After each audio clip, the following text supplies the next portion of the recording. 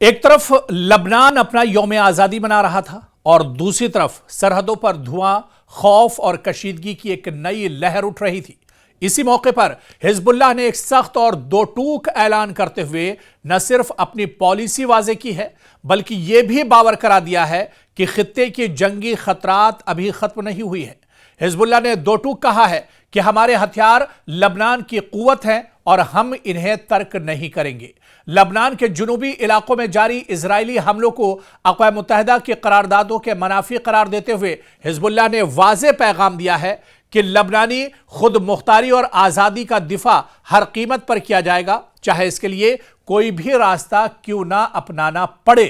اور یہ بیان ایسے وقت میں سامنے آیا ہے جب لبنان کی حکومت، فوج، اقوام متحدہ کے امن دستے اور بین الاقوامی طاقتیں ایک پیچیدہ اور نازک صورتحال میں الجھی ہوئی ہیں، خاص طور پر اس وقت جب یونیفیل کی تعیناتی کی مدت 2027 میں ختم ہونے کے قریب ہے اور اسرائیل اب تک وہ قبضہ ختم نہیں کر سکا ہے جسے سال 2024 کی جنگ بندی کے تحت لازمی قرار دیا گیا تھا۔ اور اس وجہ سے اب ایک بار پھر سے لبنان نے دو ٹوک انداز میں امریکہ سے کہا ہے، جو بڑی طاقتیں ہیں، جو سپر پاور ہے، خاص طور سے مشرق وسطیٰ میں اسرائیل اور امریکہ کو ایک بڑا چیلنج یہاں پر لبنان نے دیا ہے۔ دراصل لبنان کے اندر یوم آزادی منایا جا رہا تھا، اس موقع پر ایک شاندار پریڈ نکالی گئی اور اس موقع پر لبنان کی قیادت نے کہا ہے کہ وہ دنیا کی سو کالڈ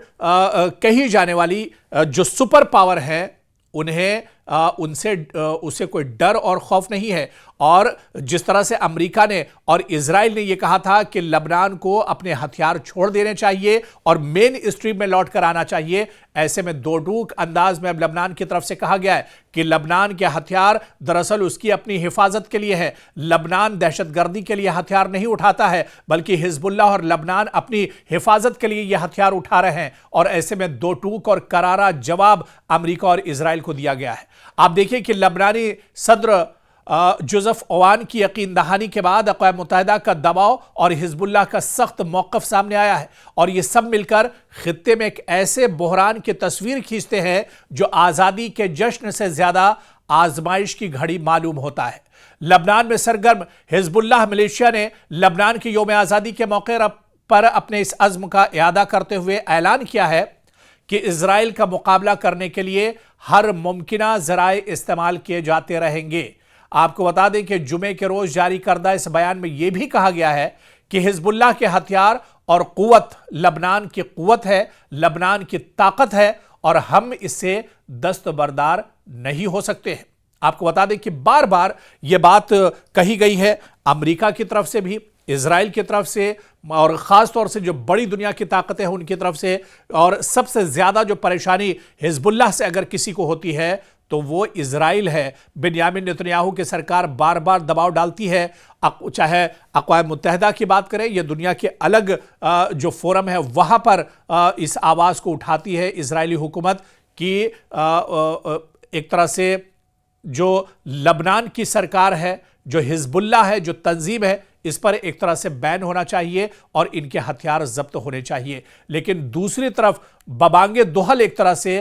کھل کر حزب اللہ نے کہا ہے کہ ہتھیار اور قوت یہ لبنان کی قوت ہے اور ہم اس سے دستبردار نہیں ہوں گے، یعنی ہم ہتھیار چھوڑنے کو تیار نہیں ہیں۔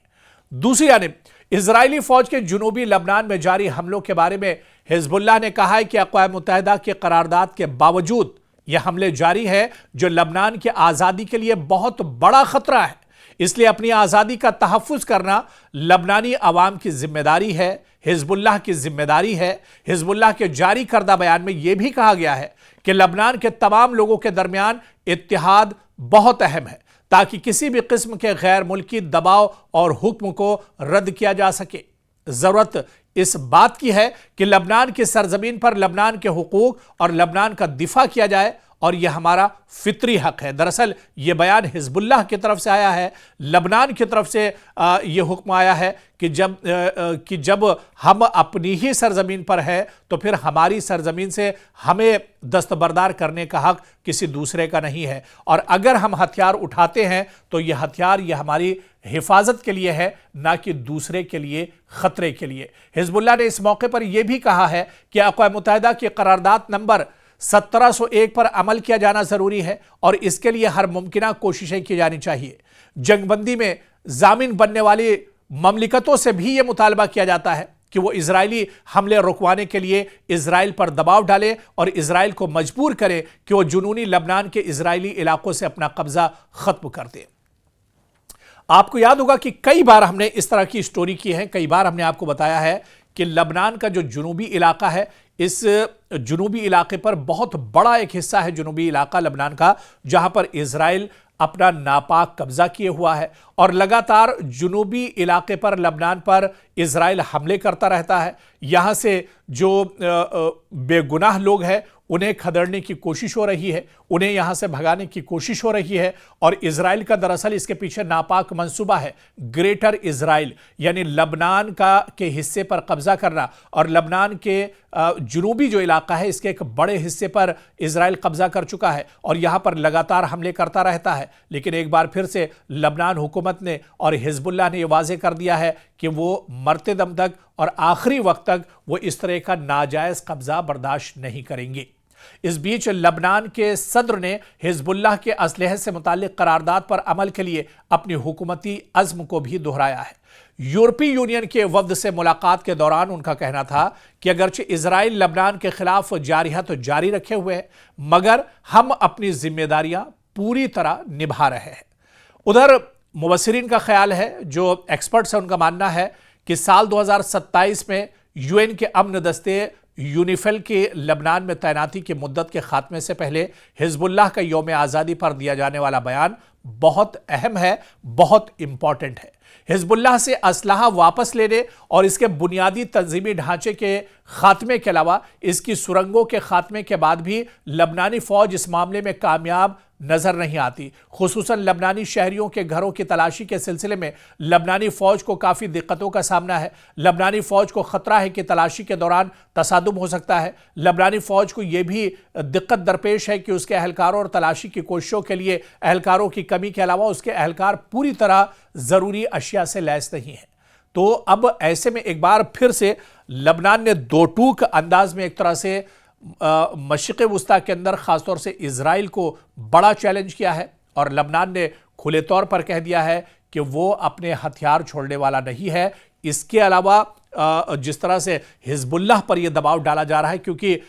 مشرق وسطیٰ میں اسرائیل کے لیے اگر کئی چنوتیاں ہیں اور ان چنوتیوں میں اور ان چیلنجز میں حزب اللہ بھی ایک بہت بڑی رکاوٹ ہے، اور حزب اللہ کو ختم کرنے کے لیے لگاتار اسرائیل حملے کرتا رہتا ہے، لیکن حزب اللہ ایک بہت چھوٹی سی طاقت ہے، ایک بہت چھوٹا سا گروپ ہے، ایک بہت چھوٹا سا گروہ ہے جو اسرائیل کے ناک میں دم کیے ہوا ہے، اور لبنان نے یہ کلیئر کر دیا ہے کہ وہ حزب اللہ کو اسلحے سے دستبردار نہیں کرے گا، کیونکہ چاہے حزب اللہ ہو چاہے لبنان ہو، وہ اپنی حفاظت کے لیے، اپنے عوام کی حفاظت کے لیے ہتھیار اٹھاتے ہیں، اور وہ یہ ہتھیار چھوڑنے والے نہیں ہیں۔